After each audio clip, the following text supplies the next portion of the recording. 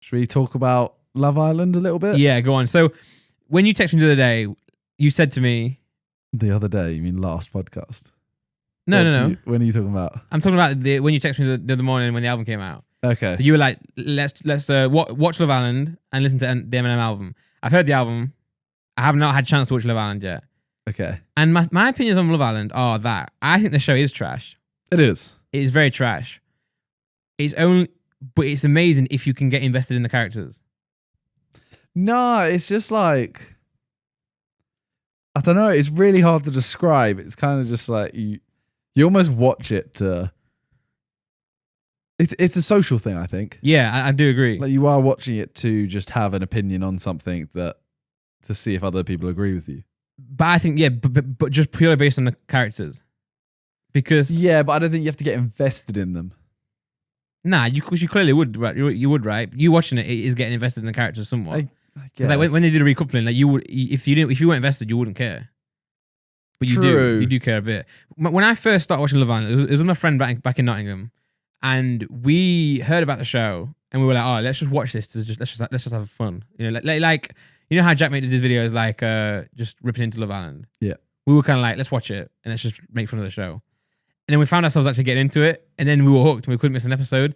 The way I always spoke about it is the fact that for me, it's similar to, hold on, guys, you have to think of this in an abstract way, okay? Don't take what I say by word. It was very similar to Game of Thrones. In the sense that it was very like... Half the girls look like dragons. I didn't say that. But it's very brutal. It's very brutal because you have a couple that... Yeah, like Game of Thrones, anyone, like, no one's safe. No one's safe, yeah. Everyone's trying to betray each this. other behind the scenes. That's the whole point. It's like someone's trying to decrown this person, but they don't know it. So you'll see a guy and a girl in a relationship. It seems like they're having the best time. They're really enjoying themselves until like Sunday night, or whatever it is. New guy comes in and she's like, oh, I want this guy now. Well, until the recoupling when she's like, actually, I want him, and everyone's like, oh. So that's why I got hooked on it, because of the fact that it's so cutthroat and these people are so kind of like fickle. Yeah, I think that's the right word, that they can literally switch up like that. I see your explanation. It does make sense. Yeah. Let's go. So last time we did the podcast with Toby, oh man, we spoke about the posh guy, the trophy hunter. Yeah, we were like, oh. I said, do you think he'll get kicked out? That night we recorded it, he left. He left because he misses his ex. Yeah, which I actually missed. I've missed one episode, and it was that next episode, right? So you didn't where see him he leave. apparently says, "Did you watch that episode?" No, Simon, that was when the only episode I've seen is the same one twice that we didn't talk about. So that episode, apparently, he is there, like saying, "Oh, I don't know if I should stay." Blah blah blah. I just think like he's been told he has to leave, make up an excuse or something. I don't think he's been told he has to leave. I think it might have been similar to the Jack Maynard thing, where it's like his team or his family or whoever his friends are saying to him, you're going to get a ridiculous amount of hate. The more either he might have tension from the Love Island staff, or he has people at home that do care about him that are probably saying to him like, bro, or not his mom. I'm sure his mom doesn't call him bro. Yeah. But you know, his mom's like, bruh. Bro, come on. Yeah, maybe he's thinking like the pressure's gonna get too much. You must leave the show because you're gonna go through so much like shit online, or I think it's probably a bit of both. Just pressure from both sides.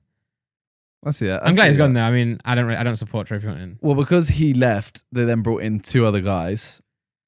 Which is that the main reason why they brought two in? Well, I don't know because they brought two in. Yeah.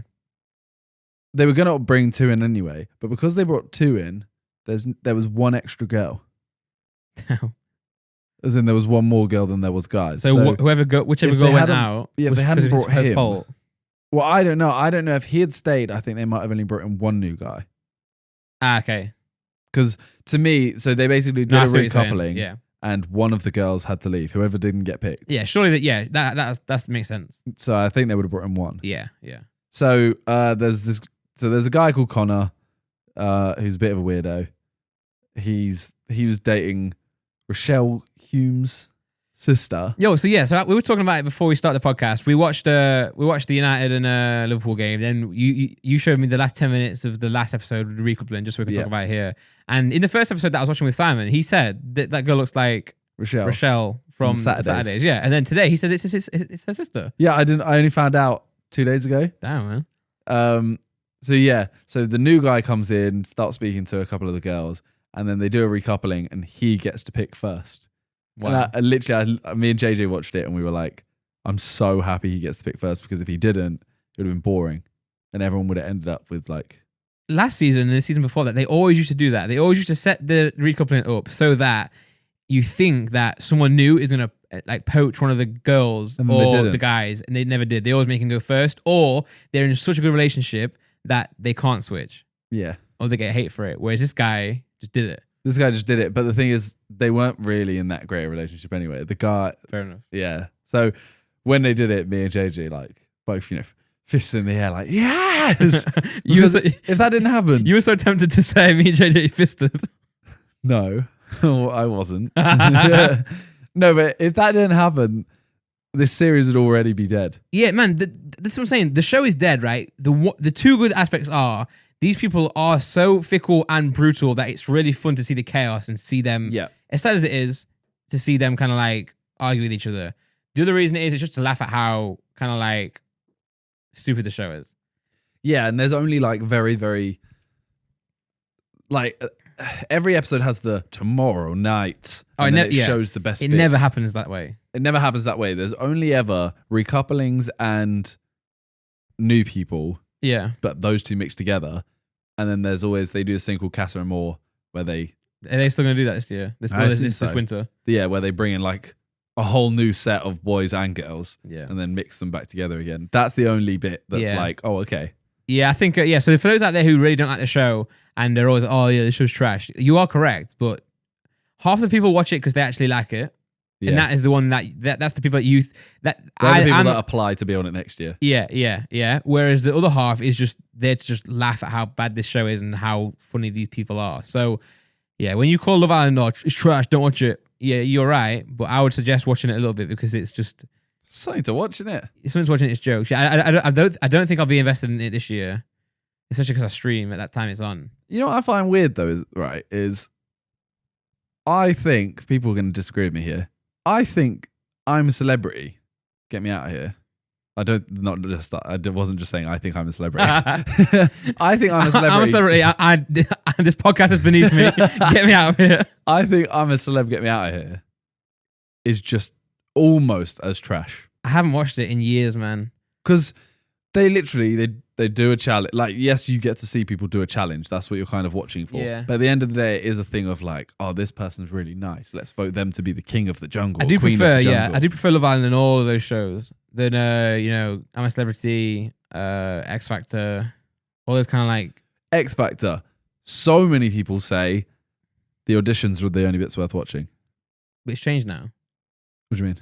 In my opinion, like I used to enjoy the auditions more when it literally was a room and they would hold auditions, they would film, they'll turn on the camera and they would let people just sing. Now the auditions are so scripted, man. Oh, as in like Simon's like, oh, turn it off.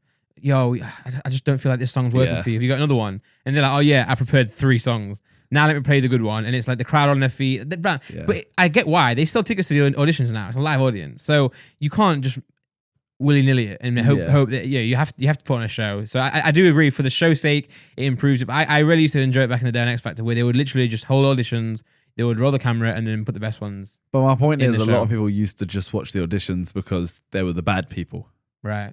That is the same as why you watch Love Island. Oh yeah, you're right with that. Yeah. Yeah. You're watching it to kind of watch people make a fool of themselves. Yeah, yes, exactly, yes. That's why you go into it. But to be fair, then that's what I'm saying. Then I actually get invested in the characters. So like when Chris and Kem, when Chris first went, I was like, oh, this guy's ridiculous. Yeah, that was one season before you start watching it, right? I was like, these guys are, well, Chris especially, these guys are not an ass person.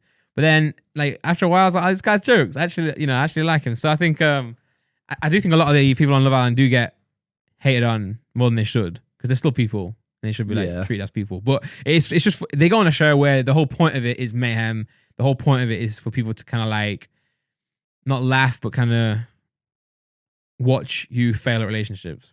Yeah. The whole concept is wrong. You're put in for 8 weeks. That's about 8 weeks, right?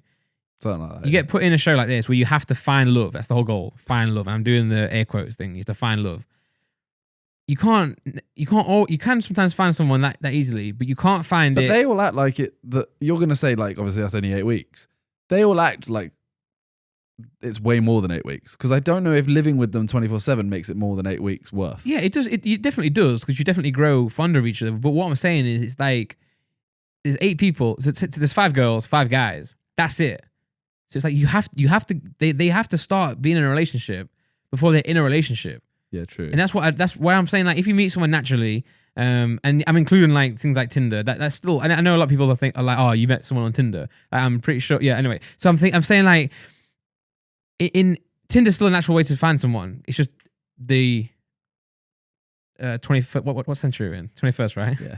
It's just that's the wrong thing to say because now we're actually quite far into the 21st century. It's the modern way of doing things, right? So I'm saying if you meet someone at like a bar, you meet someone in real life, you meet someone on Tinder, you can still then go, this doesn't work for either of us. Let's go back into the there's plenty more fish in the sea type of thing. Let's go and find love elsewhere. Whereas this one, it's like you have to find love here. If you don't, you're gonna get kicked off. Yeah, you're having like a mutual decision to both go back to each other. Whereas Love Island is like, okay, we're a couple now.